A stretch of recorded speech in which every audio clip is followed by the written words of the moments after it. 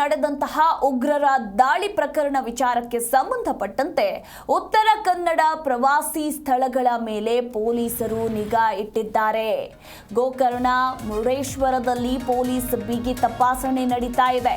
Home stay, resort, ಪ್ರವಾಸಿಗರ ಮಾಹಿತಿಯನ್ನ ಪಡೆದ ಖಾಕಿ ಹೋಮ್ ಸ್ಟೇಗಳಲ್ಲಿ ಕಡ್ಡಾಯವಾಗಿ ಸಿಸಿಟಿವಿಗಳನ್ನು ಅಳವಡಿಕೆ ಮಾಡಬೇಕು ಎಂಬ ಸೂಚನೆಯನ್ನ ಕೂಡ ನೀಡಲಾಗಿದೆ.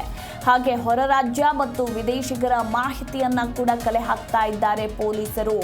ಪಹಲ್ಗಾಮ್ನಲ್ಲಿ ಪ್ರವಾಸಿಗರ ಮೇಲೆ ಉಗ್ರರ ದಾಳಿ ನಡೆದ ಹಿನ್ನೆಲೆಯಲ್ಲಿ ಉತ್ತರ ಕನ್ನಡ ಪ್ರವಾಸಿ ಸ್ಥಳಗಳ ಮೇಲೆ ಪೊಲೀಸರು ನಿಗಾ ಇಟ್ಟಿದ್ದು, ಗೋಕರ್ಣ ಮುರುಡೇಶ್ವರ ಭಾಗದಲ್ಲಿ ಬಿಗಿ ತಪಾಸಣೆ ನಡೀತಾ ಇದೆ.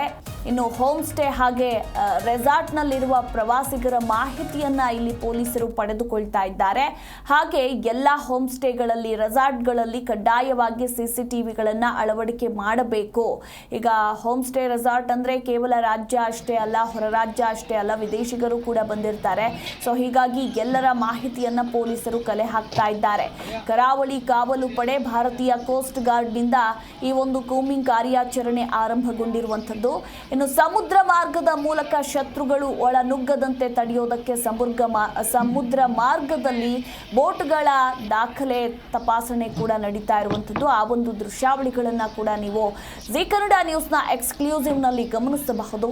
ಸಮುದ್ರ ಭಾಗದಲ್ಲಿ ತಪಾಸಣೆ ಹೆಚ್ಚಿಸಿದ ಕರಾವಳಿ ಕಾವಲು ಪಡೆ ಮತ್ತು ಭಾರತೀಯ ಕೋಸ್ಟ್ ಗಾರ್ಡ್.